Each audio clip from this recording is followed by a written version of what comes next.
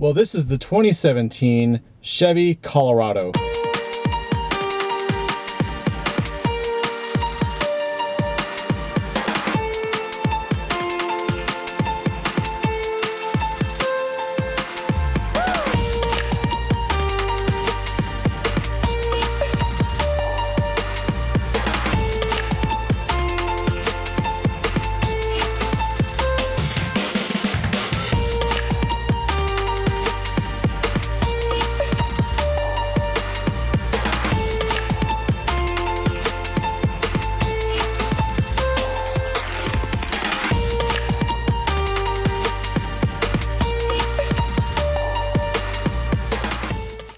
This is a crew cab, short bed, with a V6 engine. It's a 3.6 liter V6. Now I've driven the diesel version of the Colorado and actually the GMC Canyon as well in diesel. Now those were all-wheel drive models, 4x4 models, off-road models. This one here is the road-going two-wheel drive in the rear model. This one actually stickers at $35,080 as tested. And what I can tell you is this is a far more luxurious truck than the Duramax version. However, the Duramax version is luxurious in its own way because obviously, as I've proven, luxury is in range for most people who drive long distances. So the difference between the V6 and the Duramax diesel is obviously fuel economy and range. But obviously the trucks are pretty much similar inside, although I do have leather in this model, and I do have to say heated seats, leather, nice steering wheel, excellent touchscreen navigation. We're at the peak of trucks, I think. Trucks are pretty much at the top of their game right now. It's funny because manufacturers are downsizing engines in cars, but in trucks they're giving us more of everything. Just looking at this truck and comparing this to a truck I just came out of, which was a 3/4 ton truck. I'm not going to tell you what it is yet. There is a huge amount of luxury in here. I have a USB port, heated seats, lane departure warning. This truck is only 35 grand, but it feels like a luxury car. It's very quiet in here too. I have a Bose stereo. The list just goes on and on and on. And I think 10 years from now, people are going to go, man, these trucks, they don't make them like they used to. Back in 2016, 2017, I mean, we can get anything. And it's true, because you have trucks now that are almost 1,000 foot-pounds of torque. Trucks that can haul 30,000 pounds. Small trucks like this that are very, very good-looking trucks and luxuriously appointed.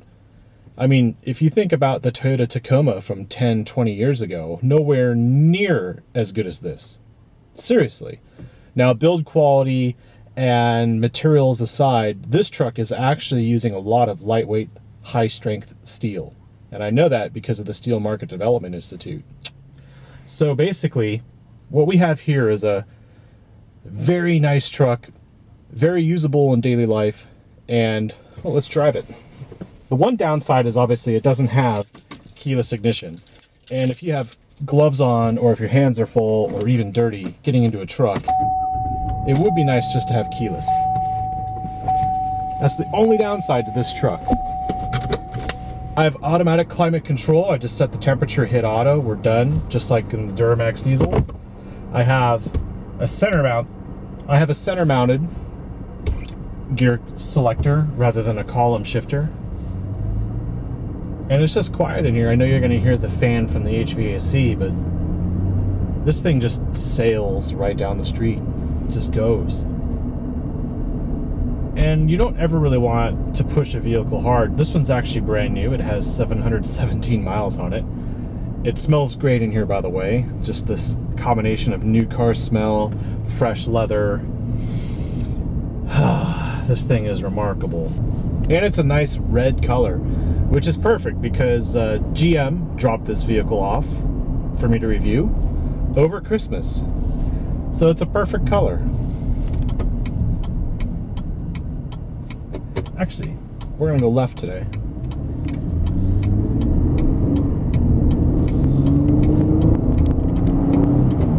Now, I do have a tachometer and I do have an automatic, and it's pretty torquey, I'd have to say. This one is 5 actually $6,000 less than the other model I drove, and that's because that one was the 4-wheel drive version. But they're both crew cabs.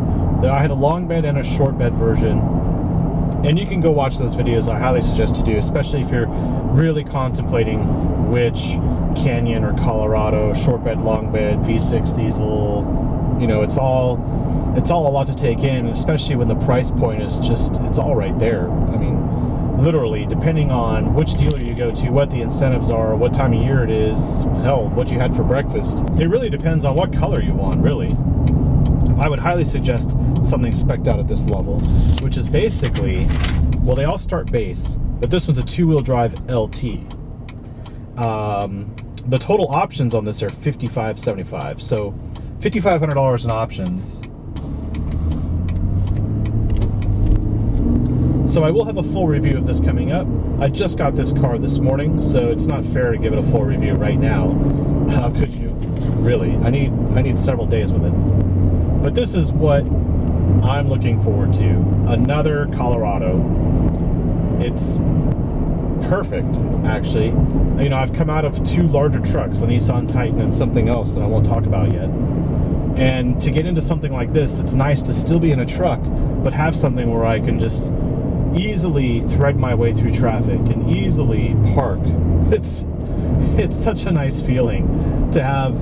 Really, this is a daily driver. This is a great daily driver. This V6 is so smooth at going around town. I have no complaints. I really don't. Now, of course, it depends on what you plan on doing with your truck, if you're going to tow or if you need off-road capabilities and this and that. But the reality is, the trucks that I had in the last several weeks, I only off-roaded one once, and I had to pay to do that because I had to go to an off-road park. I don't own a ranch. Now, if you own a ranch, it's a lot different for you, but most people aren't ever really going to use 4-wheel drive. Most people aren't ever going to tow over 10,000 pounds. They're just going to use a truck to go to Home Depot or Lowe's and do some honeydew stuff. So this is the perfect truck for that. And you got to keep in mind resale value. These trucks are really holding their value, so they're popular, people like them, and I don't blame anybody for that.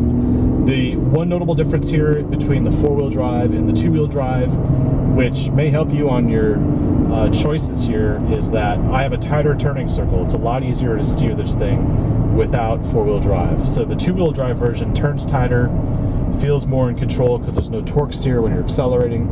And other than that, I would say that with the steering, it doesn't really return to center very well when you're making a right turn, for instance. It doesn't really center out like it would in the 4-wheel drive version. So that's really about it. And, well, thank you for your patronage. I really appreciate your support. It helps me buy new batteries for cameras, replacement things for things I lose, and better mounts so stuff doesn't shake around. But it really helps. Thank you very much. And I hope to have more to come, especially from GM, because they have a lot of great products these days, and I don't think it's worth dismissing, mainly because you're a Toyota fan, for instance. So maybe you're coming from a Toyota Tacoma. This is a really nice truck to consider buying, especially to get out of the Toyota brand. This will really bring you in. I will always give priority to my patrons. So if you are a Patreon member and you do support this video, if you leave a comment or a suggestion in the video below on Patreon, I will get back to you right away. You get priority response. Everyone on YouTube can go screw themselves. Thanks for watching.